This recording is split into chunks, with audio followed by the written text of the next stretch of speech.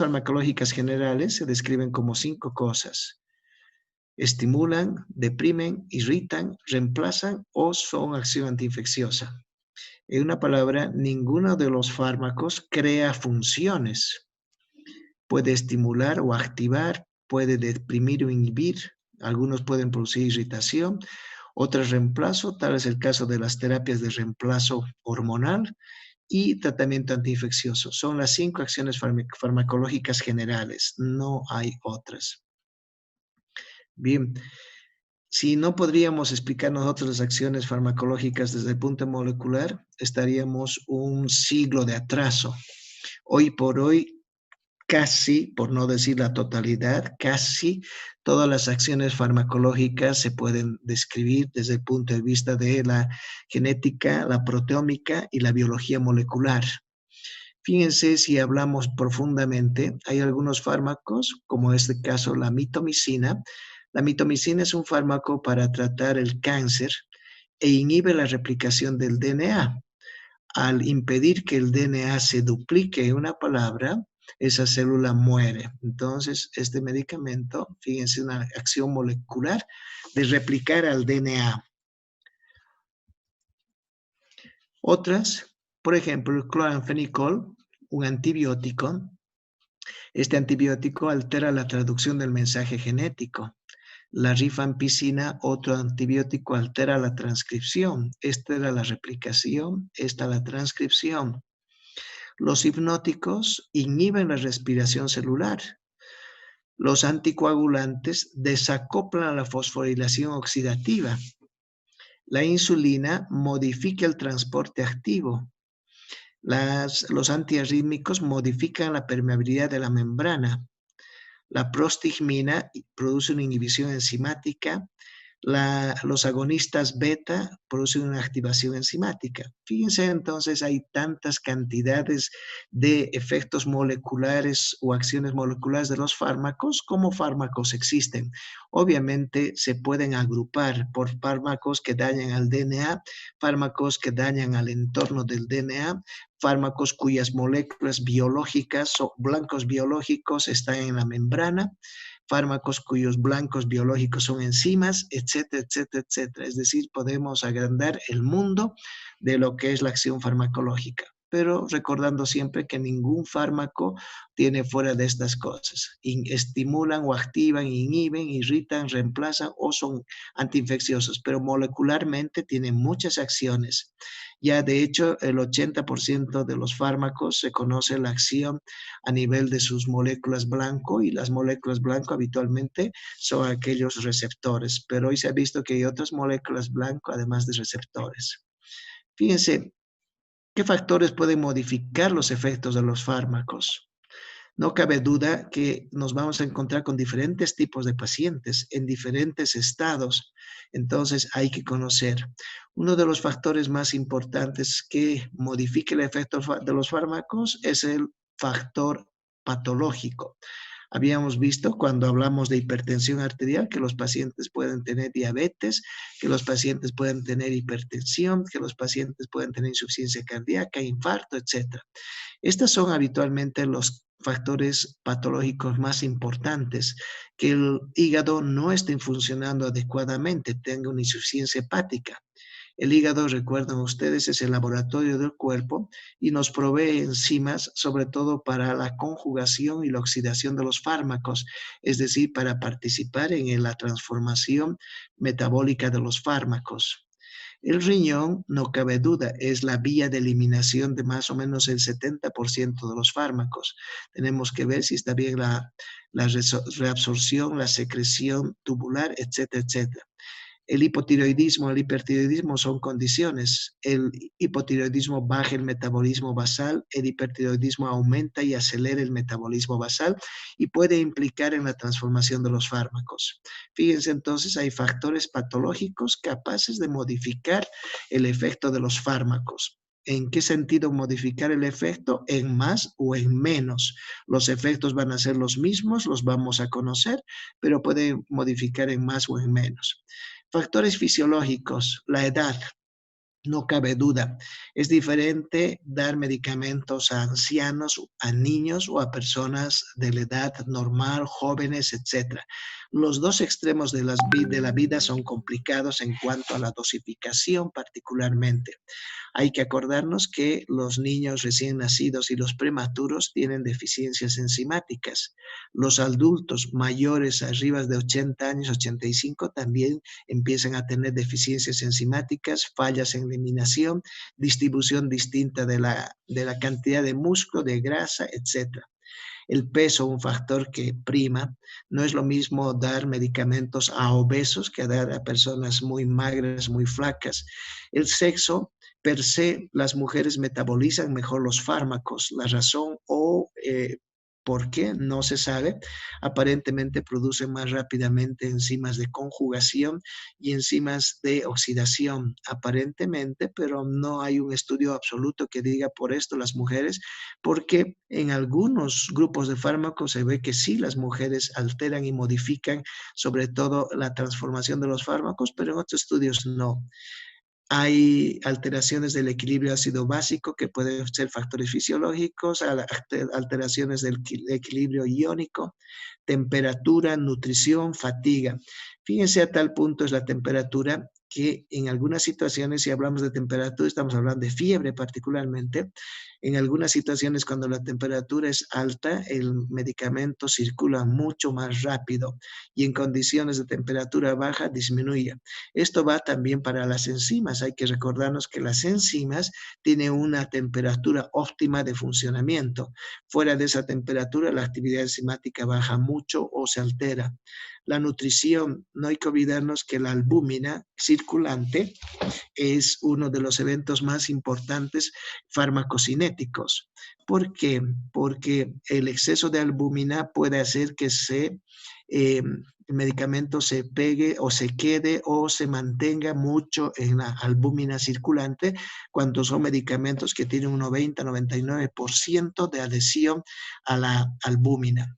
La fatiga, el cansancio, etcétera, desnutrición también afectan en los efectos de los fármacos. Vuelvo a decir, en cuanto se refiere a la velocidad de acción, a la velocidad de eliminación, etcétera, etcétera.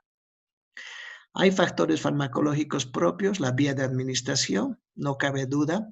La vía oral, si ustedes recuerdan, tiene el fenómeno del primer paso y hay muchos medicamentos que experimentan una extracción muy grande por el hígado o un fenómeno del primer paso muy fuerte.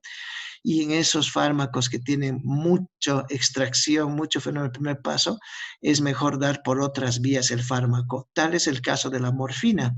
La morfina por vía oral tiene una extracción muy alta de parte del hígado y la dosis equivale más o menos a un 20% de lo que se ha administrado, la que llega al plasma y en concentración adecuada. Entonces es preferible dar la morfina muchas veces por vía subcutánea o por vía intravenosa si queremos lograr un efecto verdadero, porque por vía oral va a disminuir la dosis que estamos pensando que va a ser efectiva a nivel del plasma. El ritmo de administración y qué se diga. Hay fármacos que se tienen que aplicar en un cierto tiempo para que su toxicidad pueda ser limitada o su efecto mejorado. Me explico. Si utilizamos, por ejemplo, un medicamento para, para el dolor, podemos utilizar ese medicamento a goteo. Esto significa que vamos a utilizar en infusión continua. Y si estamos dando en infusión continua, la cantidad del medicamento que hemos administrado va a ser constante y la curva a nivel de la, eh, de la concentración plasmática se va a mantener. Eso ocurre, por ejemplo, cuando utilizamos el ketoprofeno. En caso de un dolor muy persistente, le damos por infusión continua o diluido en suero en un goteo de 12 horas o 24 horas y se mantiene aproximadamente la concentración constante. O utilizamos bombas de infusión. Las bombas de infusión determinan una cantidad y una concentración plasmática exacta con cada ritmo de ingreso del goteo. La velocidad de eliminación también depende. si hay posibilidades o no de que el fármaco se quede en alguna área de la distribución. No se olviden que hay fármacos que pueden acomodarse y depositarse en el tejido adiposo, en los huesos, etcétera. Si suponemos que queremos dar a un paciente hierro, no podemos darle leche, porque la leche tiene calcio y el calcio quela al hierro y no va a poder hacer que el fármaco ingrese al cuerpo, o si al contrario va a hacer que su eliminación se modifique. Y hay muchísimas interacciones medicamentosas. Hay fármacos que sí se pueden combinar para lograr un sinergismo, y hay fármacos que son antípodas o uno es contrario, antagónico al otro. Y otros factores que son muy raros, pero que existen, son factores genéticos, y ahí hablamos de la idiosincrasia, medicamentos que pueden tener un efecto muy fuerte en algunas personas porque esas personas tienen la deficiencia de una enzima o una alteración genética per se. Puede haber eventos idiosincráticos que responden con una manifestación alérgica muy severa a los fármacos. Puede haber toxicidad grupal por grupos sociales o grupos étnicos. Por ejemplo, los africanos tienen un metabolismo mucho más rápido de algunos fármacos. Del ritmo biológico, todos estamos acostumbrados al ritmo circadiano, pero puede ser que una persona no responda al ritmo circadiano y que esos medicamentos deban acoplarse en otro momento o no alterar ese ritmo. Y factores ambientales, no cabe duda, estamos contaminados prácticamente de plomo, de monóxido de carbono, y hay situaciones de calor, frío que podrían influir moderadamente. Bien, si vemos aquí factores que influyen en la respuesta a los fármacos relacionados con el paciente, hemos dicho genéticos y étnicos, factores individuales, la ingesta de alimentos, la dieta, el hábito de fumar, el alcohol, el ejercicio, hay que recordar, son factores que influyen en la respuesta a los fármacos. Vuelvo a decir, hay algunos medicamentos que no se pueden dar con alimentos o con algunos jugos. Vamos a ver un poquito más adelante el rol que tiene el jugo de pomelo. El jugo de pomelo, una fruta que habitualmente la consumimos, juega un rol muy importante porque es capaz de modificar enzimas, sobre todo las citocromos P450. El tabaco sí va a modificar también enzimas y va a tener muchas sustancias tóxicas inmersas ahí adentro. El alcohol, ni que se diga, utiliza sistemas de la P450, particularmente la 12.1. El ejercicio moderado, exceso, podría un poquito modificar la respuesta a los fármacos. El ritmo circadiano, habíamos dicho, factores individuales, género, edad, embarazo, lactancia, son situaciones fisiológicas capaces de modificar la respuesta. ¿Cuál es el punto que más nos interesa aquí? El embarazo. Vamos a ver un poquito más adelante qué medicamentos pueden utilizarse en el embarazo, cómo se clasifican los medicamentos para darse en el embarazo. Está basado en letras A, B, C, D, y ahí nos dice este es un medicamento que puede ser teratogénico o no. Lo mismo en la lactancia, qué medicamentos deben utilizarse para no hacer daño al niño. En este caso, en el embarazo, para no hacer daño al feto o producir efectos teratogénicos los primeros meses del embarazo, y en la lactancia para no dañar al niño que está lactando, porque hay medicamentos que pueden ser muy tóxicos para él. También enfermedades relacionadas con patologías concomitantes, con tratamientos, etcétera. Bien, fíjense aquí, vamos a ver algo que es interesante. Y aquí tenemos el efecto farmacológico. Este de aquí es el efecto farmacológico. El efecto farmacológico resulta de qué? De la suma de toda la fase farmacocinética del fármaco que atraviesa y la farmacodinámica. Entonces, aquí empezamos. Se da el fármaco prescrito, pasa una serie de actividades hasta que se produce el efecto. ¿Qué nos enseña esto? Que el momento que damos un fármaco prescrito, estamos administrando el fármaco, ya sea por vía oral, vía parenteral o cualquier vía. Y el fármaco, si llega a nuestra en la fase, perdón, biofarmacéutica, el fármaco puede estar en una formulación de desintegración de su estructura o disolución del principio activo, es decir, el farmacéutico, el que prepara el fármaco, el inventor de ese medicamento, puede poner el principio activo en una forma que sea lo más útil posible. Eso se llama la base biofarmacéutica, que habitualmente y redunda un poquito en lo que va a ser la actividad del fármaco o el efecto. Me explico. Hace un tiempo atrás habían fármacos que se podían colocar exclusivamente por vía intravenosa y diluida. Era muy difícil pensar que algún fármaco podía utilizarse por vía subcutánea. Me refiero a un fármaco específico porque tendríamos que hablar de miles de fármacos, pero uno solo, porque es el caso del trastuzumab. El trastuzumab era un medicamento que se daba por vía intravenosa, no se daba por vía oral porque tenía mucha biodisponibilidad y era muy irritante de todo el área gastroesofágica. Entonces se utilizaba por vía intravenosa hasta que los fabricantes de ese medicamento hicieron una formulación distinta, una formulación subcutánea. Y ese medicamento que era un pecado que salga a un lado del vaso porque podía producir lesiones extravasculares, etcétera, por vía subcutánea, tiene muy buena absorción y su presentación y su formulación es exitosa y se modifica mucho la administración del fármaco porque no es complicado. Entonces, toda la fase biofarmacéutica se encarga de ver qué formulación es la ideal de un fármaco para que sea efectivo y que no produzca daño, se pueda absorber adecuadamente, si se va a dar por vía oral, pueda tener una adecuada distribución, etc. Bien, esa es la fase biofarmacéutica de presentación y formulación del fármaco.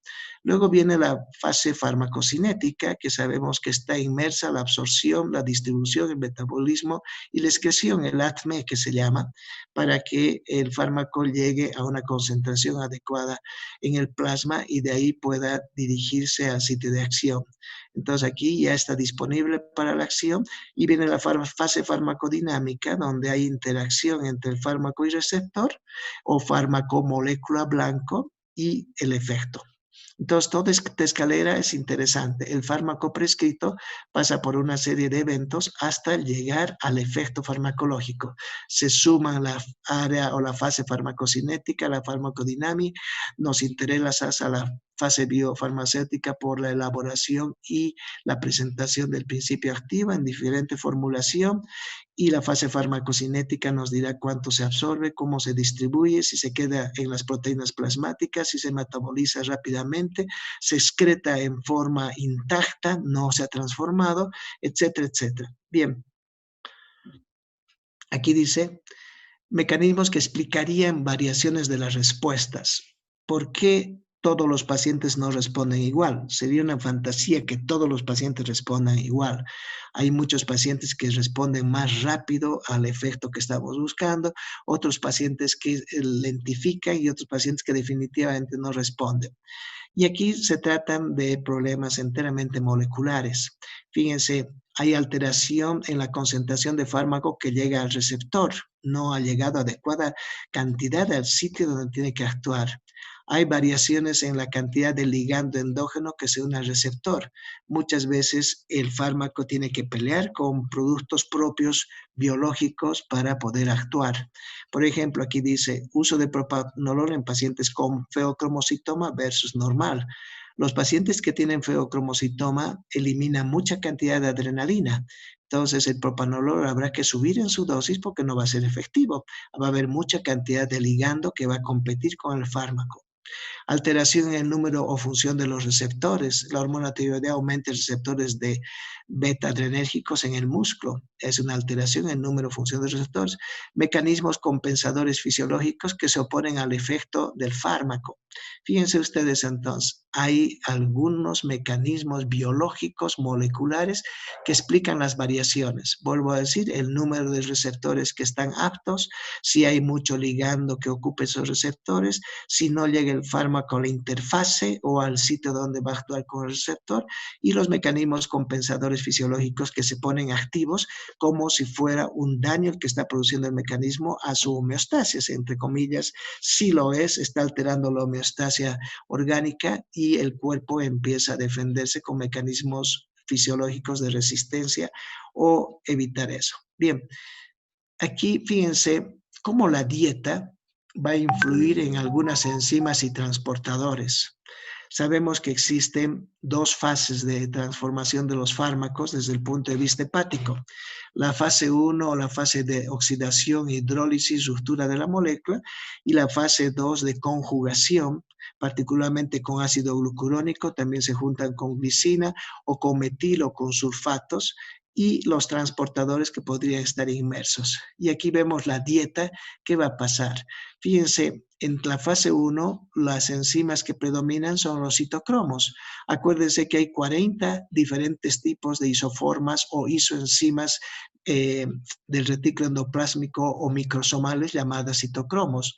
La mayor cantidad de citocromos que tenemos es la 3A4. También hay la 1A2 en relativa cantidad, la 12-1, cuyo etanol va a ser un elemento que va a desviar la acción de este fármaco. Y en la fase 2 están las enzimas, ¿cómo se llama esta? Es una transferasa. ¿Cómo se llaman las transferasas? Glucuronil transferasa,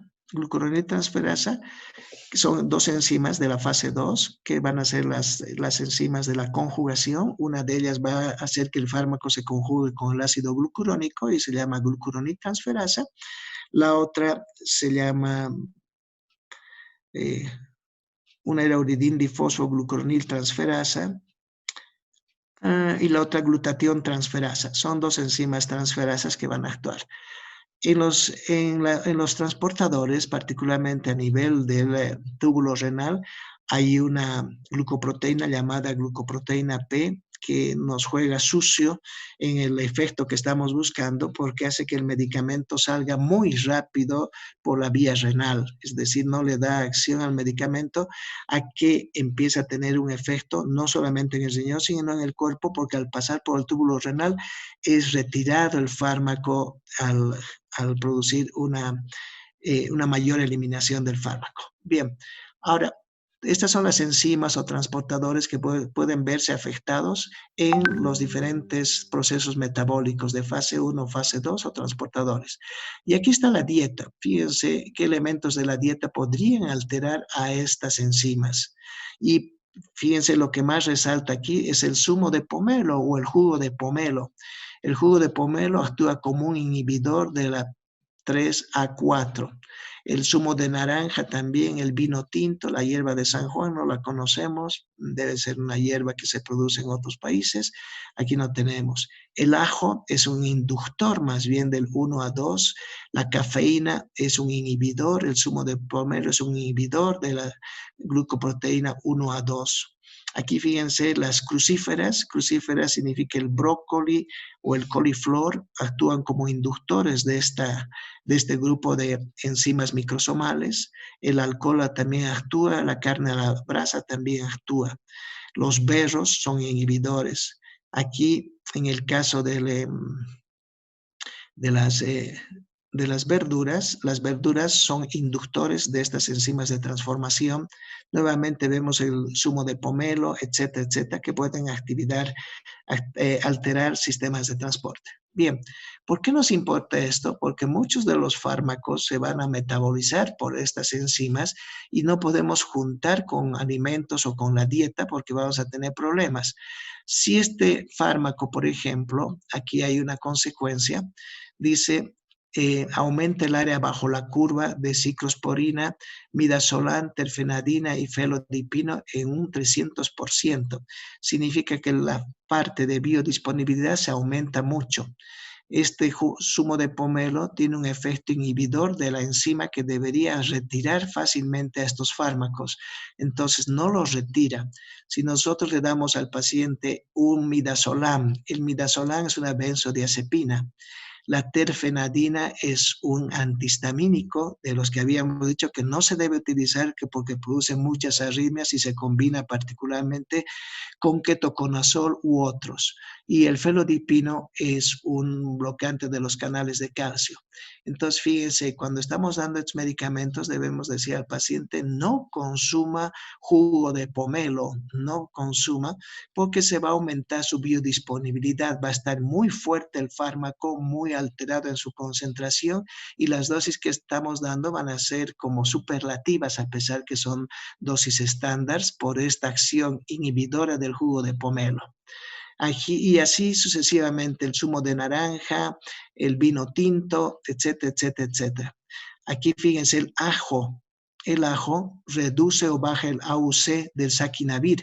El saquinavir es un medicamento que se está volviendo a poner de moda porque es un antiviral que se va a utilizar en el COVID-19, pese a que hay otros nuevos que han salido, y puede estar disminuida su biodisponibilidad a un 50%. Cuando nos referimos al área bajo la curva, en realidad nos estamos refiriendo a la biodisponibilidad o cantidad de medicamento que el paciente va a tener en la concentración, o que cantidad de medicamento que va a estar en el plasma.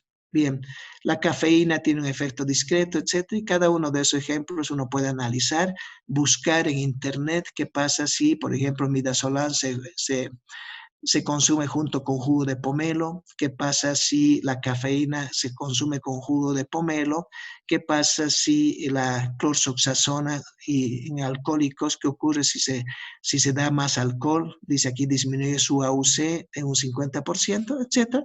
Y son ejemplos muy bonitos, pero nos están indicando que sí hay variaciones que la dieta, particularmente jugos de naranja, de pomelo, vino, cafeína, etcétera, podrían alterar la disponibilidad o biodisponibilidad de los fármacos per se. Bien, aquí vemos cómo el tabaco puede alterar la farmacocinética y farmacodinámica de algunos fármacos. El tabaco, ¿ah? Fíjense, el tabaco con alcohol, si se junta, este es en realidad el tabaco con el alcohol, la influencia farmacocinética y aquí la influencia farmacodinámica. En la parte más importante es la farmacodinámica. Fíjense que podría producir si se juntan tabaco con benzodiazepinas, probable estimulación del sistema nervioso central y más bien va a haber una reducción de la sedación y la somnolencia.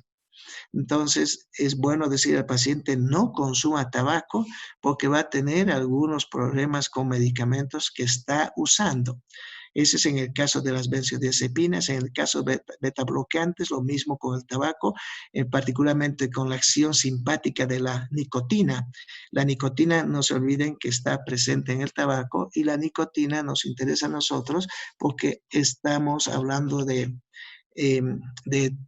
unos receptores que se estimulan por la nicotina. Acuérdense que hay receptores colinérgicos de tipo muscarínicos y de tipo nicotínicos. Y los nicotínicos responden obviamente a la nicotina del tabaco. Si juntamos con beta bloqueantes, hay menos efectos sobre la tensión arterial y sobre la frecuencia cardíaca. Y así cada uno de los fármacos, quizás alguno que hemos visto, propanolol aumenta el aclaramiento o su eliminación en un 77% con el tabaco. ¿Qué otro medicamento hemos visto? Bueno, ahí hay algún otro quizás. Codeína, estradiol, flecainida, un antiarrítmico, aumenta el aclaramiento en un 61%. Y así sucesivamente puede uno buscar en base a sus medicamentos P, por favor, qué efecto estaría ocasionando el tabaco y el alcohol con esos fármacos y si va a disminuirse el AUC, significa la biodisponibilidad, si va a aumentar el aclaramiento, se va a salir muy rápido el fármaco, si va a tener posibles efectos de almacenamiento, etcétera, etcétera, etcétera, o de reducción de su acción. Bien, otra cosa que es importante es acordarse que los fármacos tienen una ventana terapéutica. Ventana terapéutica significa el espacio que tienen para poder uno dosificar más o menos la cantidad de un medicamento. Hay medicamentos que tienen una ventana terapéutica muy amplia, es decir, que podemos dar dosis bajas y también dosis muy altas y no hay efecto tóxico, es decir, se produce una ventana, no es llamada tolerancia, pero una capacidad de no producción de efectos tóxicos, siendo que la ventana es amplia. Cuando la ventana terapéutica es muy estrecha, tenemos ahí problemas, es decir, que un poquito subimos la dosis y ya se produce el efecto tóxico. ¿De acuerdo? Fíjense, como un efecto largo, que no está aquí, pero que me están entendiendo ustedes, es el uso de los corticoides. La dexametasona es un glucocorticoide y la dexametasona, la prednisona, que son de ese grupo de fármacos, se pueden utilizar desde dosis muy pequeñitas hasta dosis más altas sin llegar al efecto tóxico, porque son fármacos que tienen un índice y una ventana terapéutica muy alta, muy grande. Por ejemplo, en la prednisona podemos dar 5 miligramos y es la dosis habitual que se utiliza en los pacientes que tienen lupus. Se da 5 miligramos de prednisona por vía oral cada día. Pero en pacientes que tienen un linfoma, enfermedades neoplásicas, esa misma prednisona se puede aumentar a 100 miligramos al día. Fíjense la comparación, 5 miligramos para una enfermedad de lupus y 100 miligramos día para un cáncer. Entonces, el cuerpo soporta, no entra en toxicidad y podemos utilizar esas dosis porque sus ventanas son muy altas.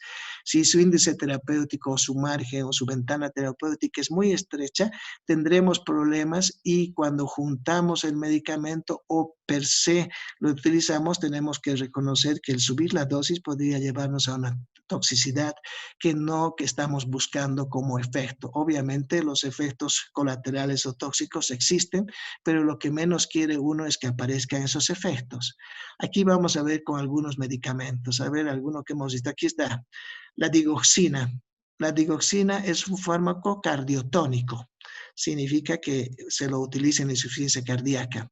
Y las sustancias con las que suele interactuar con diuréticos, particularmente porque la digoxina elimina el potasio y hay diuréticos que también bajan el potasio, entonces tenemos una hipopotasemia sumado al efecto de la digoxina con el uso de tiazidas o de diuréticos de asa. El verapamil, la amiodarona y otros fármacos cardiovasculares también se interactúan con la digoxina, los AINES antiinflamatorios no esteroideos y la ciclosporina. Entonces pueden interactuar a ellos porque su margen es muy estrecho y los efectos colaterales pueden ser mayores. Fíjense aquí la levotiroxina, que es una hormona tiroidea, habitualmente interactúa con anticoagulantes, antidiabéticos, digoxina, antiácidos. Otros medicamentos que se han visto, quizás el asecumarol, pero no lo hemos visto todavía. Cuando se habla de anticoagulantes, vamos a ver, interactúa con la rifampicina, el alopurinol ideado para tratar la gota, antibacterianos, hormonas tiroideas, etcétera, etcétera. Entonces, ustedes tienen que hacer en los medicamentos que han elegido como medicamentos P, qué fármacos interactúan o podrían disminuir o alterar el margen terapéutico estrecho o producir un efecto colateral por la asociación de ellos. Bien. Aquí vemos efectos de los fármacos sobre la función digestiva y absorción de los nutrientes. Fíjense, cuando damos antibióticos y se unen algunos nutrientes, hay mecanismos de interacción y habitualmente producen deficiencia en la absorción.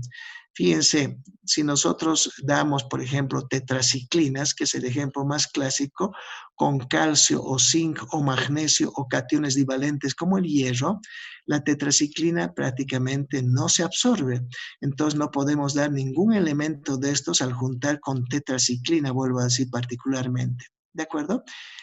El mecanismo de interacción inhibe la síntesis de proteínas de transporte en el enterocito, inhibe la absorción, aquí estamos diciendo que inhiben la absorción particularmente, disminuye la absorción, disminuye la biodisponibilidad por efectos sobre los microbióticos, o van a ir cuando se asocia, por ejemplo, canamicina con grasas a una mala absorción. Fíjense, todas son las vitaminas liposolubles que podrían llevar a una mala absorción de la canamicina. La kanamicina es un macrólido que hoy por hoy no se utiliza mucho, por suerte, pero la tetraciclina sí y las penicilinas sí. La que tiene más eventos de interacción con estos cationes, calcio, zinc, etcétera, es la tetraciclina. La tetraciclina, por lo tanto, no se debe dar junto con alimentos, particularmente con alimentos que tienen calcio, hierro, etcétera. No se deben dar o con suplementos de ellos. En una palabra, la tetraciclina debe darse en un momento que esté el estómago vacío para que no interactúe con medicamentos. ¿De acuerdo? La neomicina es un medicamento que se puede dar, es también del grupo de la kanamicina, es un aminoglucósido, ambos son aminoglucósidos, pero vemos que aquí también las vitaminas A, D, K, la vitamina B2 interfieren con la formación de micelas, disminuye la absorción intestinal, dar conjunto con minerales podría darnos problema. Para eso sirve esto, para ver con qué nutrientes no deberíamos juntar. Los anticonceptivos orales con los suplementos de folato, de calcio, disminuyen la absorción, con el calcio mejora la absorción. Los antiinflamatorios del tipo fenilbutazona, uno de los fármacos más comunes derivado de la fenilbutazona es la dipirona, que poco a poco ya no se está utilizando en el mundo, muy poco, sin embargo, si se utilizaba junto con folatos, folato es el ácido fólico para tratar la anemia, disminuía la absorción de la fenilbutazona de este antiinflamatorio. Un antimetabolito utilizado para el cáncer es el 5-fluoracilo. Si juntamos con mucha proteína, disminuye la absorción, alteración de la síntesis de proteína. Los anticonvulsivantes, fenobarbital, etcétera, con minerales como calcio, con vitaminas, etcétera. Hay mala absorción, disminuye la absorción, inhibe el transporte. Fíjense, cuando uno dice hay que consumir vitaminas y darle vitaminas al paciente porque requiere vitamina B12, ácido fólico, hay que dar suplementos de calcio y magnesio. Ustedes dentro de la anamnesis farmacológica que van a hacer al paciente para prescribirle un medicamento, tienen que preguntar qué medicamentos está tomando y en qué momento no hay que juntar con los alimentos o con la leche. La leche es la fuente más importante de calcio que tenemos, entonces hay que ver que no demos esos medicamentos con queso. La cimetidina con la vitamina B12. Vuelvo a decir, muchas personas utilizan vitaminas como si fueran pastillas, inhibe la secreción del ácido gástrico, mala absorción de la vitamina B12 por la misma cimetidina. El litio ya no se utiliza, la colchicina. Fíjense, la colchicina es un medicamento que se utiliza para tratar la gota aguda y no debería juntarse con vitamina B12 porque produce un daño directo de la mucosa, tampoco con minerales como calcio, hierro, etcétera, porque se produce una mala absorción. En una palabra, la colchicina, verdad que si el paciente toma en un momento que no esté juntando con ninguno de los iones metálicos, con compuestos que tengan calcio, hierro, sodio, etcétera. Los hipercolesterolamiantes, la colestiramina, colestipol, con las grasas y las vitaminas forman complejos insolubles, con los minerales disminuye la absorción, los hipoglicemiantes con la vitamina B12 disminuyen la absorción, los laxantes con vitaminas producen mala absorción, los quelantes como la penicilamina con minerales se produce mala absorción. Y así, en su conjunto, habría que ver con qué alimentos o con qué áreas del área digestiva se van a producir alteraciones de los diferentes fármacos. Aquí vemos el pH y las bebidas. Si ustedes piensan, cualquier líquido que introducimos al organismo puede tener un pH. Y habíamos dicho que había un efecto del pH porque los medicamentos ácidos en pH ácido se absorben y los medicamentos alcalinos en pH alcalino se absorben. Pero si cambiamos el pH puede ser que no se absorban y para eso, fíjense, hay bebidas que tienen pHs diferentes y esos pHs pueden alterar. Una de las bebidas que más se toma son la Coca-Cola, bebidas de cola, y hacen que el pH de esas bebidas de cola sea muy bajo, sea muy ácido. Entonces, si acidifica el medio intestinal o el medio gástrico, medicamentos ácidos se van a absorber mucho más rápido, pero medicamentos alcalinos no se van a absorber, se van a eliminar. Fíjense, el té tiene un pH diferente, el café tiene otro pH. La gelatina de frutas, la leche entera es un pH casi alcalino. Fíjense, el té, el yogurt, el zumo de arándanos, de piña, de pomelo, etcétera. Cada una de las sustancias líquidas que introducimos a nuestro cuerpo tiene pH, entonces habrá que decirle al paciente con qué tipo de líquido podría tomar o qué líquido no debería consumir si está tomando medicamentos que tienen un margen en su absorción en función al pH de los sitios donde están.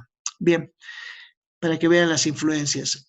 Aquí con el zumo de pomelo, habíamos dicho, esto me interesa mucho porque en nuestro país se consume zumo de pomelo, jugo de pomelo. No se consume en grandes cantidades, pero sí se consume. Y eso hay que aclarar a los pacientes. No tome jugo de pomelo cuando va a utilizar este grupo de medicamentos. Ustedes tendrán que acordarse que hay medicamentos que interaccionan con el jugo de pomelo. De todos los que hemos visto hasta el momento, hemos visto antagonistas de los canales de calcio y tenemos todo, cualquier dipino, nifedipino, nibodipino, etcétera, que se puede utilizar por vía oral, no debe introducirse el fármaco al cuerpo junto con el jugo de pomelo. Antiinfecciosos no hemos visto todavía, antihistamínicos, la Avastina, que ya no se utiliza, antirretrovirales, el Saquinavir, tampoco lo hemos visto, benzodiazepinas, tampoco hemos visto, pero fíjense, diazepam, midazolam, no se debe juntar, las estatinas, que vamos a hablar muchísimo en la parte de dislipidemia, porque son los medicamentos estrellas, no se deben asociar con jugo de pomelo. Lo mismo los inmunosupresores, fármacos del sistema nervioso central, la buspirona hemos visto, debe utilizarse, y otros fármacos, la miodarona, el sildenafil, no debe juntarse con jugo de pomelo porque se altera en una forma de interacción muy grave. Hemos visto que el jugo de pomelo, si ustedes recuerdan, es inhibidor de una enzima, de la enzima más importante que es la citocromo P450. Aquí voy a agrandar siempre para que ustedes se acuerden, por favor, toda la vida. ¿Por qué nos preocupa el jugo de pomelo? Porque el jugo de pomelo es un inhibidor de esta enzima, de la citocromo 3A4, la P450 de subtipo 3A4, que es la más abundante. Entonces, fijarse por favor y decir al paciente no consuma jugo de pomelo cuando tiene este tipo de medicamentos. Bien, entramos al punto del embarazo. Fíjense, hay alteraciones que se producen desde los momentos en que se está produciendo la concepción hasta el momento que el feto ya está listo para salir.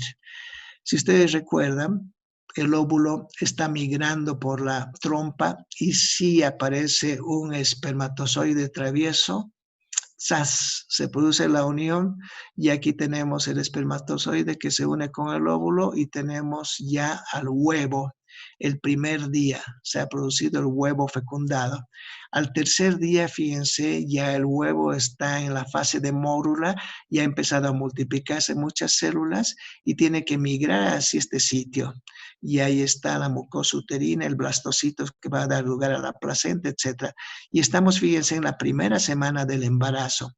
Y en la primera semana del embarazo ya podrían haber efectos teratogénicos tóxicos de los medicamentos en el embarazo.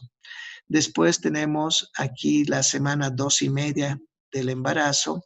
Aquí tenemos la semana 12, la semana 38. No se olviden que el embarazo se cuantifica por semanas. Cuando uno dice de cuántos meses está embarazada, de 7 meses, no, hay que hablar de puras semanas. 30 semanas, 22 semanas, 15 semanas, 12 semanas, etc. ¿Qué pasa en la primera semana hasta la segunda semana y media? Hay la anidación de la vesícula germinal. Se anida, significa va a formar la placenta, se va a unir a ese sector. ¿Qué pasa entre las 2 semanas y media y las 12? Ya el gameto o el huevo ya no se considera huevo y es embrión y empiezan a formarse los órganos. Y de la semana 12 a la 38 hay crecimiento y maduración, ya se llama feto. Entonces aquí llamamos feto, aquí llamamos embrión y aquí llamamos vesícula germinal o fase de anidación o de blástula del, del conjunto de la unión del espermatozoide con el óvulo. Bien, ¿qué pasa si utilizamos medicamentos en la primera semana? Fíjense, entre la primera semana y la segunda semana puede haber muerte del embrión. Entre la segunda semana y media y la 12, malformaciones, porque es el momento en que los órganos se están formando, etc. Y entre la 12ª semana y la 38, alteraciones funcionales. Esto que está resaltado es lo más importante de los medicamentos en el embarazo y siempre es pregunta de examen.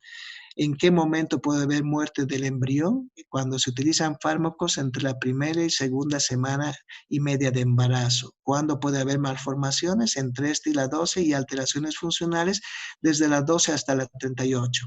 Una persona que está embarazada debería saber desde el primer día que está embarazada. ¿Por qué? Porque una mujer, si no lleva un recuento adecuado o tiene una educación sexual adecuada, puede que no sepa si se ha embarazado o no se ha embarazado, si estaba en sus días de ovulación, etcétera, etcétera, y consume medicamentos, fármacos, etcétera, no con la intención de matar nomás al embrión, sino por no darse cuenta y puede llegar obviamente a un aborto que quizás no lo deseaba, o a malformaciones congénitas o alteraciones funcionales por no haber tenido la precaución de planificar un embarazo. Acuérdense que hoy estamos en el siglo XXI y los embarazos se planifican, no son sorpresa, no existe la sorpresa, eso quiero decir, no existe la sorpresa, uno debe planificar.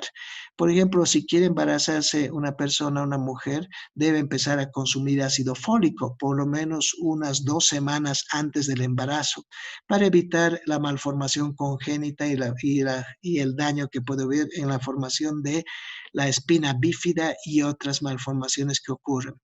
Eso es también discutible porque una época los ginecólogos decían es absoluta la utilización del ácido fólico, ya sea previo al embarazo o en las primeras semanas del embarazo o hasta el tercer mes del embarazo, pero han surgido estudios que no necesariamente puede ser antes, puede ser inclusive cuando ya está la anidación, el uso de ácido fólico, porque o digo del folato, porque donde se va a producir la malformación es cuando está en la segunda semana hasta la 12ª. Y ahí es donde teóricamente debería haber mayor cantidad de ácido fólico en el plasma o circulando. ¿Estamos? Bien, hay entonces efectos perjudiciales en la mujer embarazada que van a redundar en el feto, etcétera, etcétera. Aquí simplemente es para ver cómo está la arteria, la vena, la pared uterina, intercambio de sustancias. Fíjense, forman toda una interfase. Hay el sincitio trofoblasto, la barrera placentaria que se llama, donde los capilares llevan sangre y luego se van hacia el cordón umbilical o al revés y tenemos que van a haber medicamentos que sí van a atravesar la barrera placentaria y pueden afectar al feto y medicamentos que no. En la lactancia lo mismo. Aquí tenemos un fármaco, el efecto terapéutico en la madre puede ser un efecto adverso en el niño. Por ejemplo, si la madre necesita hormona tiroidea, el niño ha nacido y tiene que tomar levotiroxina porque tiene hipotiroidismo, pero esa levotiroxina le va a afectar al feto, va a ser beneficiosa para la madre, pero va a afectar al niño recién nacido, ya no es al feto, al niño.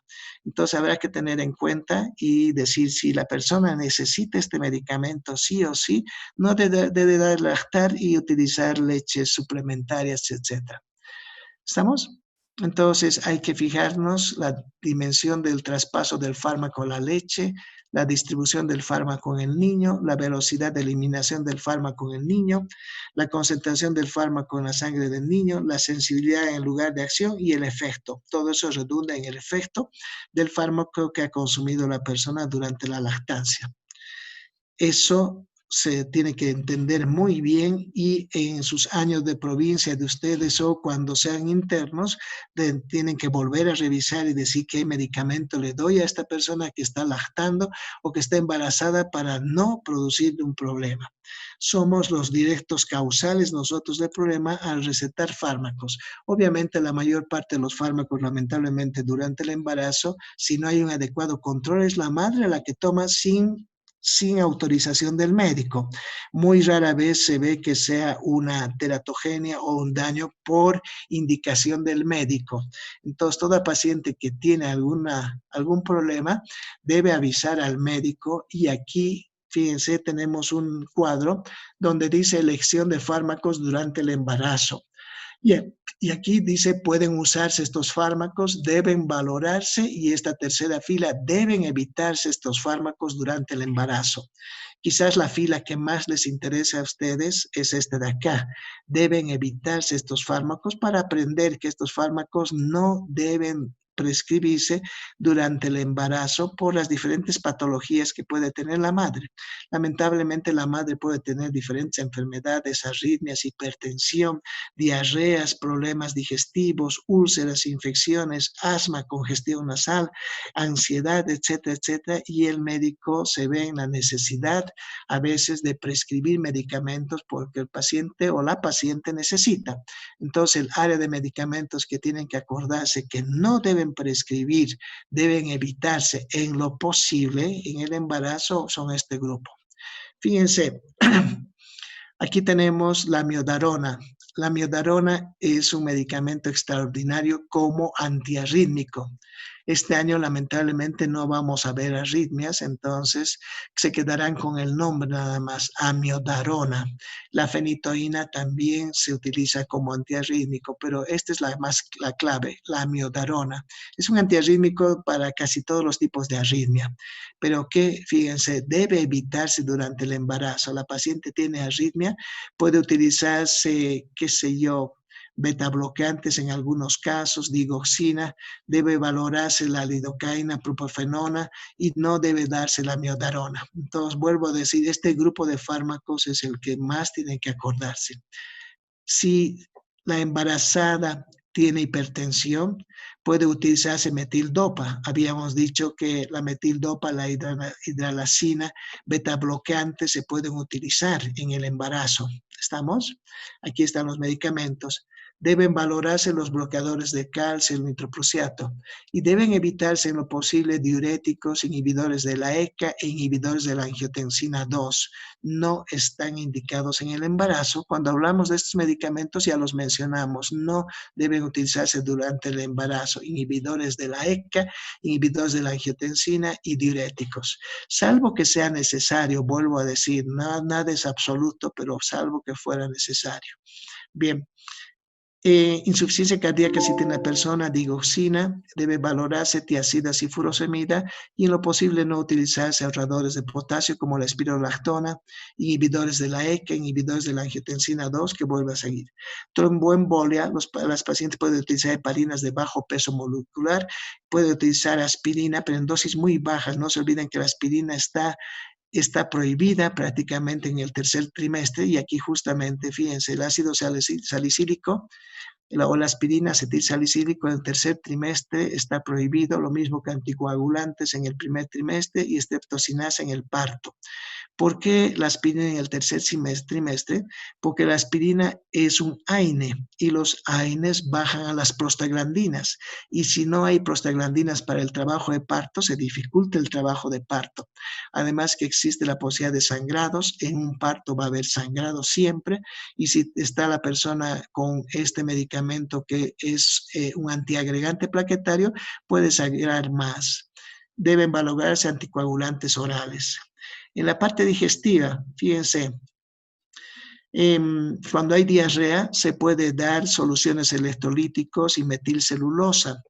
Las soluciones electrolíticas significa que tienen sodio, potasio, cloro, magnesio para reponer los electrolitos.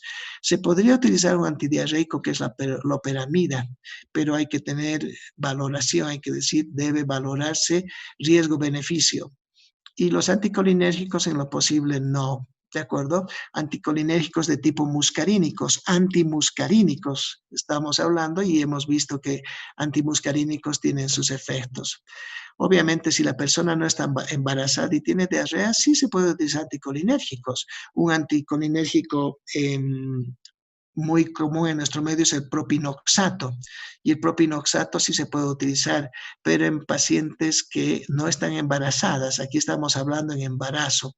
Lo mejor para el embarazo será que deje de comer un par de días, se alimente un poco menos, no consuma fibras y se regule para ver esa diarrea. En caso necesario se dé loperamida, que tiene que valorarse, pero no otros medicamentos. Habrá que reponer líquidos electrolitos, hacer una dieta y pasa. La dispepsia, magaldrato es un excelente medicamento para aquellas personas que tienen alteraciones del tránsito intestinal, eructos, etcétera, y se podría utilizar en la embarazada. Ranitidina hay que valorar y otros medicamentos no. Enfermedades intestinales inflamatorias, la sulfasalacina es la clave y los corticoides, pero que se podrían utilizar inclusive, pero no hay que utilizar otros como metronidazol, mercaptopurina, metotrexato. Fíjense, es un medicamento metotrexato antineoplásico y algunas veces se ve que el paciente o la paciente mujer por problemas reumáticos utiliza el metotrexato, a pesar de que es un antineoplásico en dosis bajas, sirve para tratar la artritis reumatoidea. Pero este metotrexato es un inhibidor enzimático, un antimetabolito. Por lo tanto, este fármaco es muy tóxico y puede producir una teratogenia muy fuerte en el embrión, en el feto, y no debe prescribirse. Si la madre tiene artritis reumatoidea y toma metotrexato, no debe embarazarse. Esa es la máxima, no debe embarazarse. Para que una mujer se embarace, en lo posible, no debe tener y consumir ningún medicamento, en lo posible, o si tiene alguna enfermedad de base, consultar adecuadamente con su ginecólogo y decir, ¿puedo utilizar esto o no? Fíjense, las mujeres sufren mucho de estreñimiento, pueden utilizar laxantes, supositorios de glicerina, lactulosa, no utilizar en lo posible aceite de parafina o el bisacodilo. El bisacodilo es anara o es un medicamento eh, para curar el estreñimiento, una maravilla, pero en la mujer embarazada hay que tener cuidado. Flatulencia simeticona. Todas las mujeres embarazadas tienen gases porque el mismo producto, el mismo feto empieza a comprimir el intestino y produce una mala absorción, gases, etc. Simeticona sí se puede utilizar.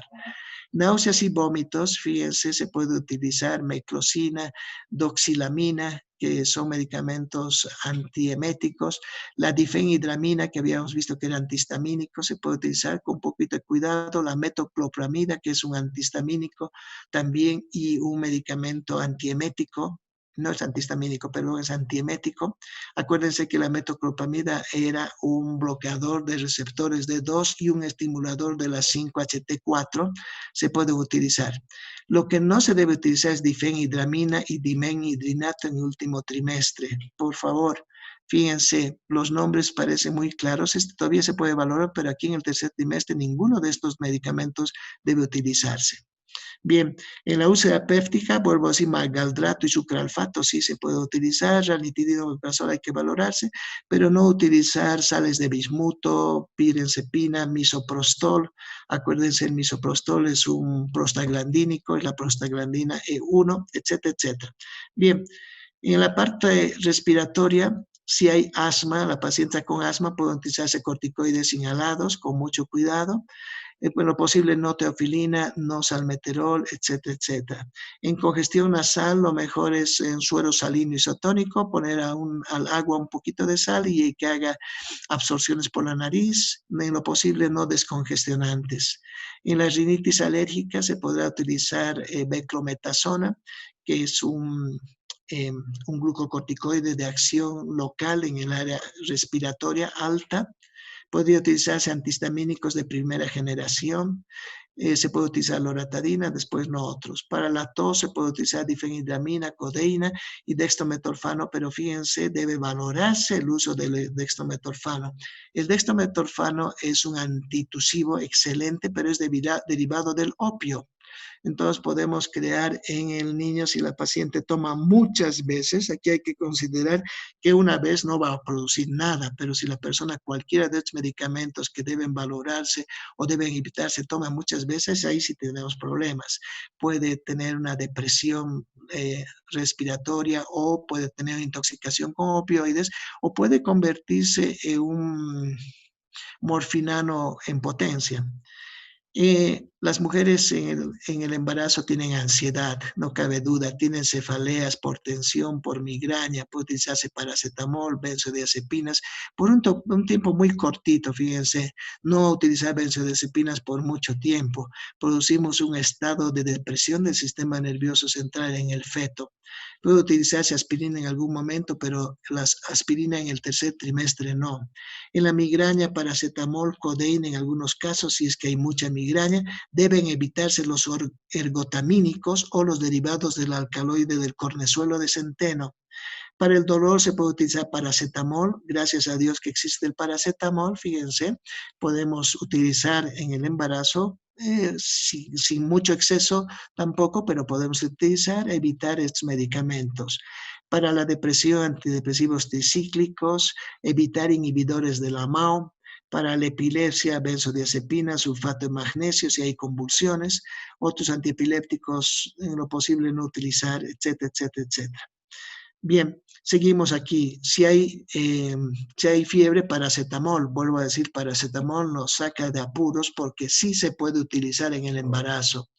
Si hay insomnio, lo mejor es utilizar antihistamínicos o algunas benzodiazepinas, pero tratamientos muy cortitos. Si hay neuralgia del trigémino, antidepresivos. El medicamento mejor prescrito para eso es la carbamazepina, etcétera. Si hay acné, en el embarazo hay muchas veces acné y un acné muy fuerte. No pueden utilizar tetraciclina, podrán utilizar eritromicina tópica. Tópica significa colocado en cremas para que la acción sea más local y no sistémica. Alguna vez peróxido de benzoato tópico si es muy fuerte. No debe utilizarse retinoides tópicos y sistémicos. Los retinoides, el ácido isotretinoico, es extraordinariamente tóxico y altera la maduración y el desarrollo orgánico. No debe utilizarse. En el caso de anemia sí se puede utilizar hierro, ácido fólico, vitamina B12, multivitaminas si tiene anemia perniciosa. Alguna vez si hay anemia hemolítica, corticoides, hierro se puede utilizar. Antineoplásicos jamás. Si la paciente tiene un cáncer y está embarazado, hay que poner en la balanza riesgo-beneficio y muchas veces uno dice es preferible que se haga un aborto a que sea un potencial huérfano y tenga problemas porque van a ser o la madre va a fallecer por su cáncer y puede ser que además el niño adquiera o el feto muchas malformaciones. Y he tenido pacientes, yo soy oncólogo, que he manejado pacientes con quimioterapia y se han embarazado. Y eso da pánico porque uno no sabe qué va a pasar. Están asociados los quimioterápicos con mucha malformación, sobre todo a nivel de la craneal, cardíaca, etcétera, etcétera. Entonces da pánico y lo mejor es decir, usted va a utilizar medicamentos de este tipo, no debe embarazarse, utilizar los métodos anticonceptivos más habituales, quizás ligadura de trompas antes de la quimioterapia o decirle que a su marido lo amarre al árbol y que no moleste mucho. Bien, la insulina regular humana se puede utilizar en diabetes, insulinas de acción prolongada en lo posible no, hipoglicemiantes orales en lo posible no, en el hipertiroidismo propiltioracilo, yodo radioactivo jamás. He tenido pacientes que tomaban yodo radioactivo para tratar un cáncer y se han embarazado. Hay que ir a un legrado o a un aborto terapéutico porque produce alteraciones particularmente del desarrollo de los huesos y puede producir un hipotiroidismo severo. El niño hipotiroideo que nace es un cretino, entre comillas, no significa un mal tipo, pero si no se llama cretinismo a la falta del yodo y de la hormona tiroidea porque el yodo radioactivo elimina las células tiroideas. En el hipertiroidismo, la levotiroxina, leotironina se puede utilizar. En la inflamación, alguna vez ibuprofeno, endometacina, diclofenaco. No utilizar en el tercer trimestre inhibidores de la COX específicos. Inmunosupresores corticoides, no utilizar en lo posible. Anticuerpos monoclonales. Y aquí aparece la talidomida. La talidomida era un medicamento que se utilizó en los años 60 y produjo focomelia, es decir, nacían los niños sin brazos, sin piernas y con una serie de malformaciones. Era un medicamento que se utilizó para tratar el vómito del embarazo. Hoy por hoy jamás se utiliza la talidomida. La talidomida tiene otras connotaciones actuales. Es un medicamento que se utiliza como un inmunosupresor y es un medicamento antiangiogénico, evita la formación de los vasos. Por eso que se producía la focomelia y las alteraciones en el desarrollo de extremidades en los niños, pero sí se puede utilizar para el cáncer. Se utiliza en el cáncer del riñón, se utiliza en el cáncer de cerebro, se utiliza en varios tipos de tratamientos de cáncer cuando queremos que no haya mayor circulación o mayor posibilidad de formar vasos y siga creciendo ese cáncer. En el lupus eritematoso habíamos dicho corticoides, prednisona, pero también se puede utilizar inmunosupresores y se puede utilizar metotrexato, pero está absolutamente prohibido el metotrexato, vuelvo a decir, para tratar el lupus o artritis reumatoidea, etcétera, etcétera, etcétera. Bien, aquí vamos a descansar, chicos, unos 5 minutitos, porque si no me voy a cansar, ustedes también. ¿Ya? Voy a quitar puntos a todo el mundo si veo la pantalla rayada. Bien. Dice fármacos que producen efectos secundarios en el feto o el neonato, especialmente en el tercer trimestre. Fíjense, aquí aparece una gran cantidad de medicamentos y ustedes tienen que ver cuáles son los medicamentos que han seleccionado hasta el momento como medicamentos P y más adelante para tener cuidado de qué medicamentos utilizar o qué medicamentos no utilizar. Aquí dicen deben evitarse estos y deben utilizarse con precaución, casi muy parecido a lo que hemos visto en la hoja anterior. Fíjense, deben evitarse aminoglucósidos porque produce ototoxicidad. Deben evitarse tetraciclinas porque producen coloración negra de los dientes e hipoplasia dentaria. Deben evitarse sulfonamidas porque producen riesgo de kernicterus o de una ictericia neonatal. Las sulfamidas, tetraciclinas, todos son antibióticos. Muchas veces utilizamos como aminoglucósidos, canamicina, streptomicina, otros medicamentos, neomicina, que son los medicamentos utilizados y pueden producir ototoxicidad. Aminoglucósidos son como unos 10 fármacos que van a producir. Las tetraciclinas son 5 fármacos, fíjense, cualquiera de ellas puede producir hipoplasia. Las sulfamidas antes eran unas 20 que se utilizaban, hoy por hoy son 3. Una de ellas es el sulfametoxazol con trimetropin, que no debe utilizarse en el embarazo porque produce kernicterus o ictericia de recién nacido. Anticoagulantes orales tampoco, aspirina ya habíamos dicho tampoco, retrasa el cierre del ductos. Yodo radioactivo puede producir hipotiroidismo grave, habíamos mencionado, antitiroideos, bocio, hipotiroidismo, nitrofurantoína, que es un medicamento para tratar la infección urinaria, podría producir anemia hemolítica en personas que tienen deficiencia de esta enzima glucosa 6-fosfato deshidrogenasa. Sulfonilúreas, que son medicamentos para tratar la diabetes, son hipoglicemiantes orales, podría producir hipoglicemia prolongada en el feto. Quinina, cloroquina, que está de moda para el COVID, que no debe utilizarse, podría producir estas cosas. Y reserpina, que no se utiliza más, podría haber producido bradicardia, congestión, somnolencia. Debe utilizarse con precaución.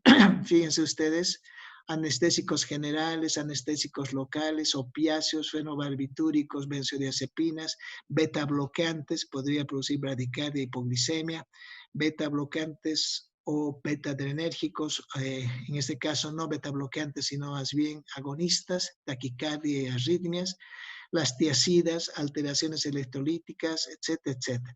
Cada uno de los fármacos uno puede elegir cuando vea sus medicamentos P y decir cuáles debo utilizar con precaución y qué cosas me pueden ocurrir. Fíjense, aquí, esto es lo más importante quizás, es la clasificación de riesgo, la categoría de riesgo teratogénico. Fíjense, hay un riesgo de categoría A, B, C, D, X. X significa que estudios en animales o humanos han demostrado anomalías fetales o hay evidencia de riesgo teratogénico en la experiencia humana.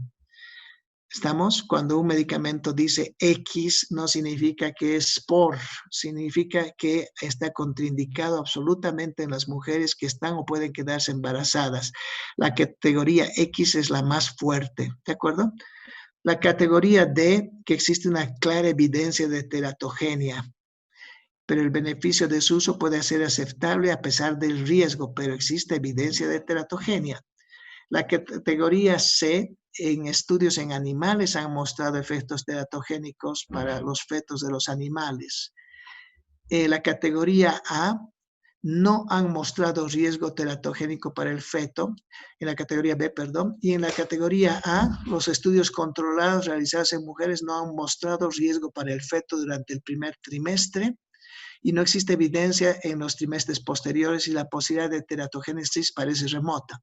Entonces, cuando un medicamento se va a utilizar en una persona embarazada, debe fijarse la categoría de clasificación que tiene ese medicamento, si es A, si es B, si es C, D o X. Si el medicamento es A, sí se puede utilizar.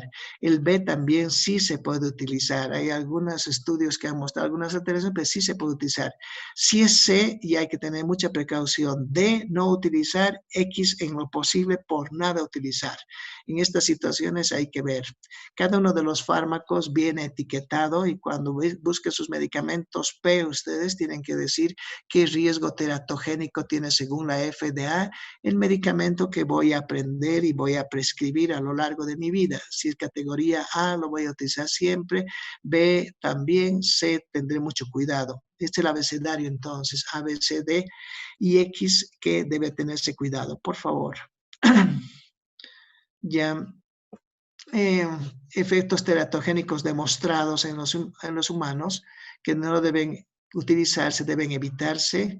Amidopterina, malformaciones en sistema, andrógenos, virilización, gestágenos, virilización del feto hembra, talidomida, por nada del mundo, extremidades, oídos y órganos internos, retinoides, habíamos dicho, malformaciones en el sistema nervioso central, craneofaciales, cardíacas, cognitivas, dietilestilbestrol. Fíjense esto qué interesante. El dietilestilbestrol en algún momento se utilizó como medicamento para que el embarazo no se pierda en alguna época. Actualmente por nada del mundo se utiliza. Y este dietilbestrol produjo un gran problema en las niñas que nacieron y que ya tenían 15, 20 años, empezaron a presentar cáncer de cuello de útero, cáncer de cervix de células claras. Y eso se atribuyó al uso de la madre del dietilestilbestrol. Hoy por hoy está absolutamente prohibido, no se debe utilizar. ¿De acuerdo? Y en niños produjo hipospadias, estenosis de meato, alteración de espermatozoides. No debe utilizarse. Warfarina, tampoco en lo posible. Trimetadiona, tetraciclinas, habíamos dicho. Alcohol, en lo posible no, porque el feto puede nacer como un síndrome fetal alcohólico, retraso mental, retrasos, alteraciones craneofaciales, retraso del crecimiento, ocasionalmente alteraciones en ojo, boca, corazones, etc. El alcohol, a pesar de que puede decir uno no le va a hacer nada, es muy tóxico en el embarazo. Riesgo-beneficio, agentes alquilantes para la quimioterapia, antimetabolitos, antiepilépticos, inhibidores de la ECA. Habíamos dicho en lo posible no utilizar, produce oligohidradmios, hipoplasia pulmonar, insuficiencia renal, postnatal, etcétera, etcétera, etcétera. Bien, a la persona que ha hecho esas líneas, por favor, si puede borrarlas, me gustaría que las borre porque está alterándome todo lo que estamos viendo. No sé si hay alguna manera de borrar, pero no deben entrar a la pantalla mía ni hacer rayas ni nada, por favor. Ya una vez ocurrió y dije que voy a bajar puntos. Bien, en la lactancia, fíjense, antiarrítmicos, anticoagulantes, antihipertensivos, pueden utilizarse estos, deben valorarse estos otros y deben evitarse estos otros. ¿Estamos? Quizás lo que más hemos visto es antihipertensivos, metildopa-hidralazina, propanolol, metoprolol, sí se puede utilizar. Beta bloqueantes, propanolol, metoprolol, sí se puede utilizar. Digitálicos, digoxina se puede utilizar, deben valorarse lo que está aquí. En digestivo ya habíamos visto esto, pero si acuérdense en la lactancia, por favor. En la lactancia, la loperamida como antidiarreico se puede utilizar. Antiemético se puede utilizar la metoclopramida. Enfermedades intestinales, respiratorios, se puede utilizar el salbutamol, etcétera, etcétera. Cada uno tiene que fijarse entonces en función, vuelvo a decir, a los medicamentos que van a ser sus medicamentos P. Bien, en la lactancia también hay una categorización, así como en el embarazo hay A, B, C, D, X. En la lactancia hay una categorización del riesgo y se llaman L1, L2, L3, L4, L5. Y cada uno son más riesgosos. El L1 es el más seguro, L2 seguro, L3 moderadamente seguro, 4 y es peligroso, 5 absolutamente contraindicado. También los medicamentos vienen entonces con unas letritas en su formato, o en la caja donde están los medicamentos, viene y dice categoría L1, L2, L3, L4, sobre todo si la madre ya ha tenido al niño y tiene que dar de lactar, hay que fijarse si tiene la letra.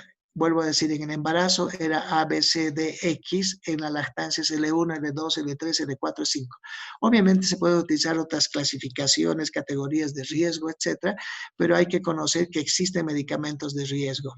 Bien, ahora, hay reacciones medicamentosas y las reacciones más comunes de los fármacos se llaman reacciones adversas medicamentosas, RAM se conoce, y son 14 tipos de reacciones que pueden producir los fármacos. Dentro del RAM, vuelvo a decir, el RAM significa reacciones adversas medicamentosas.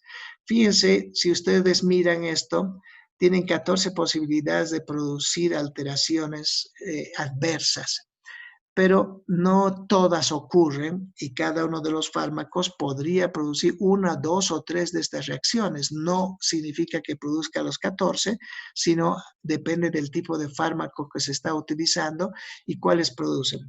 Fíjense, las más comunes son gastrointestinales.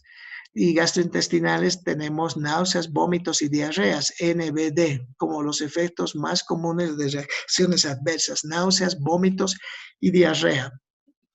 Esas son las más comunes gastrointestinales.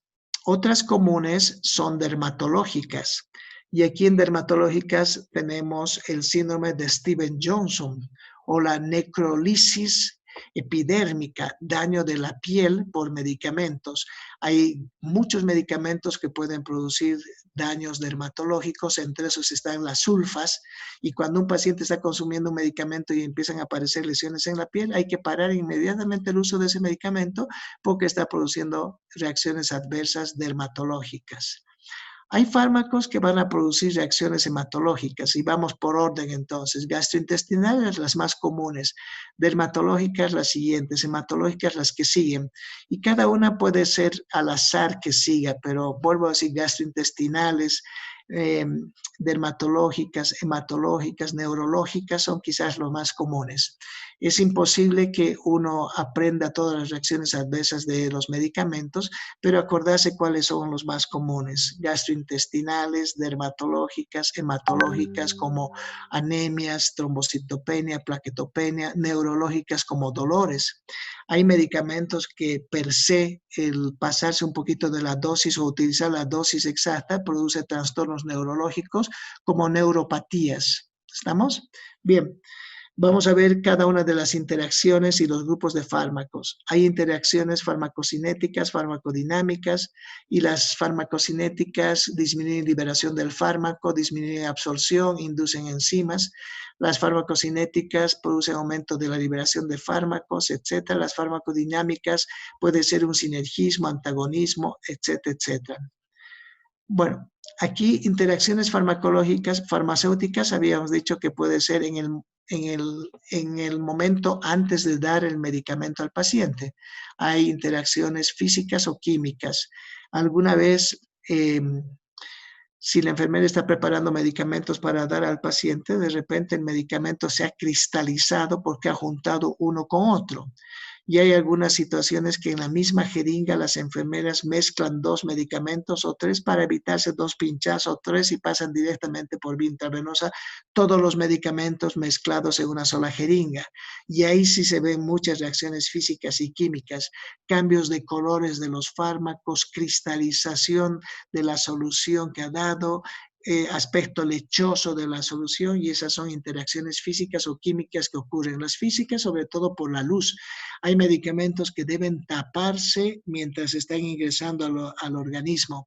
Se tapan habitualmente con un plástico negro o ya viene en el aparato mismo de venoclisis, se llama ámbar y es oscuro o café oscuro y evita las reacciones físicas, sobre todo por la luz. Hay muchos medicamentos que son muy fotosensibles y por la acción de la luz solar, de la luz inclusive de neón, pueden alterarse.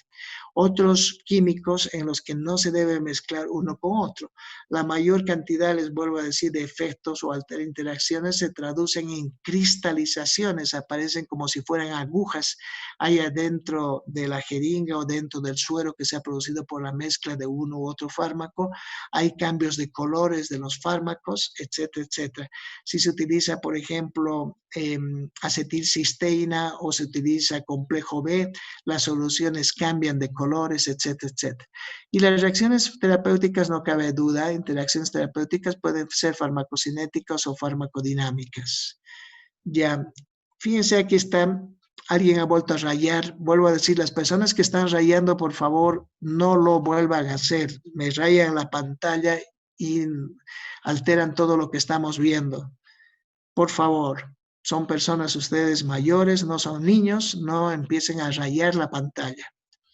Bien, los medicamentos más comunes que producen interacciones son los antiarrítmicos, anticoagulantes, antineoplásicos, hipoglicemiantes orales, glucósidos cardíacos, depresores, bloqueantes H2 y hormonas esteroidales. Si analizamos un poquitito, antiarrítmicos no lo van a ver, pero ahí tenemos la biodadrona, la lidocaína, que pueden producir el sotalol también. Anticoagulantes sí vamos a ver, la warfarina es uno de los medicamentos que más cuidado hay que tener porque produce muchas interacciones. Antineoplásico no cabe duda, todos los antineoplásicos producen interacciones muy severas. Los hipoglicemiantes orales son medicamentos para tratar a la diabetes, sí pueden producir interacciones. Glucósidos cardíacos, hemos hecho la digoxina y habíamos mencionado que con diuréticos y con otros fármacos había que tener mucho cuidado. Depresores del sistema nervioso central, todos son sinergistas, es decir, si se utiliza un opiáceo que es depresor del sistema nervioso central y se utiliza una benzodiazepina y se utiliza alcohol, estamos haciendo un sinergismo de potenciación, estamos mezclando 3 cosas que van a ir a redundar en una depresión del sistema nervioso.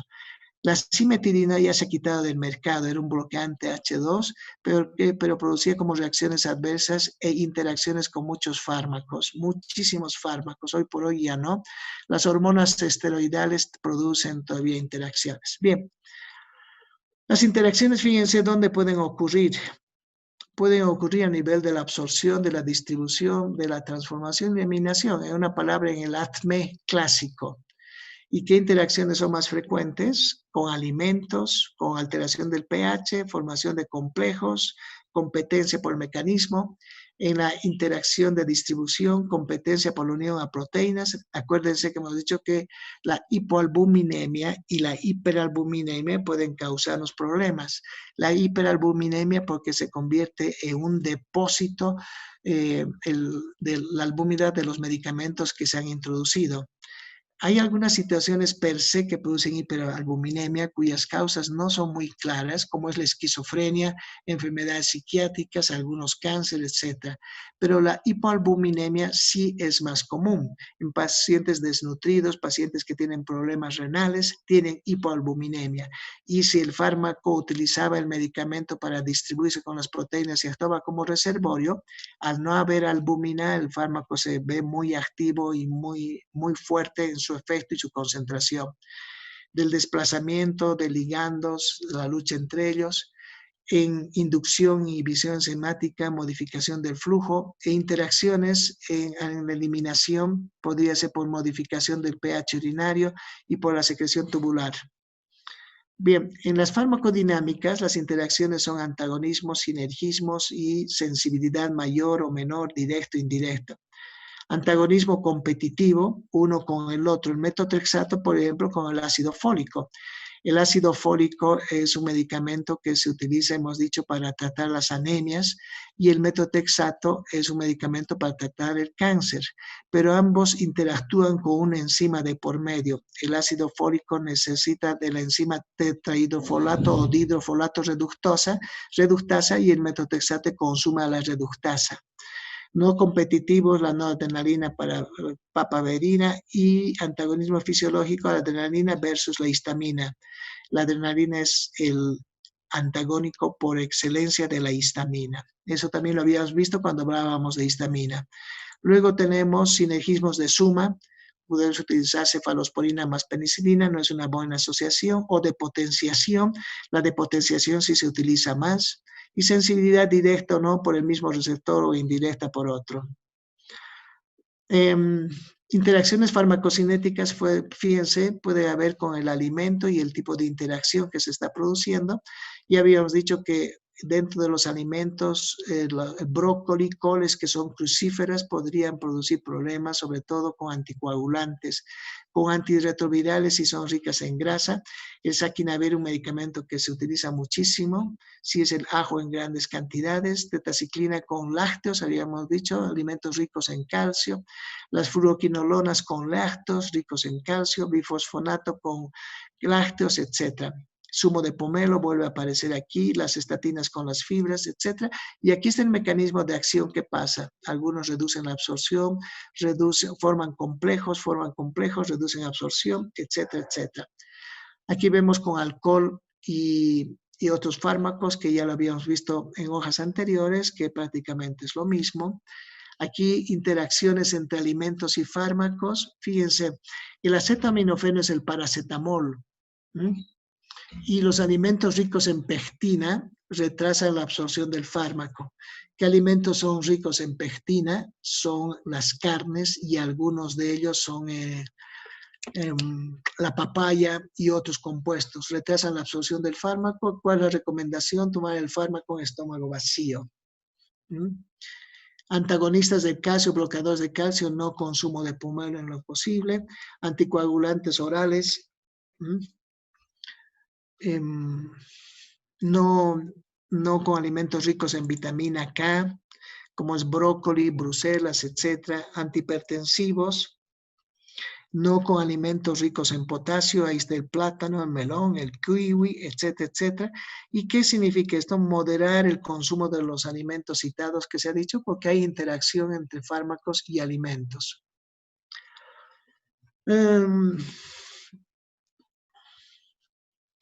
Interacciones entre alimentos y fármacos, etcétera, etcétera, lo mismo que hemos dicho. Y aquí quedamos porque ya se están cansando y yo también me estoy cansando y no conviene que todos estemos agotados. Bien, aquí quedamos en la tabla 23.2. Mañana continuamos. Por favor, avisen a todos que voy a continuar desde esta parte y así lo hacemos. Muy bien, chicos. ¿Tienen alguna pregunta hasta el momento? ¿Aló? ¿Quedó alguien vivo? ¿Se ha escuchado todo bien? Sí, doctor. Sí, Todo doctor. bien. Mi recomendación, por favor, no me rayen la pantalla. Es lo único que les pido. No hagan dibujos, nada. Bueno, mañana continuamos a las 4:30. Doctor, Sí, dime. creo que hay una opción para bloquear también, así para Sí, no permitir que las personas exacto. escriban en la pantalla. Hay un lápiz chiquitito que dice anotación, pero eso tengo que Ajá. aplicarlo antes de que ustedes rayen, pues ya cuando está rayado no puedo hacerlo. Bueno, de todas maneras no es problema, pero no lo hagan, por favor. Mañana quedamos a las 4:30. Fíjense que todos estos temas son terriblemente importantes y van a ser motivo de preguntas del examen, etcétera, etcétera. Muy bien, chicos, adiós, hasta mañana. Está bien, doctor. Que tenga buenas tardes. Gracias. Gracias, doctor. Hasta luego. Hasta luego.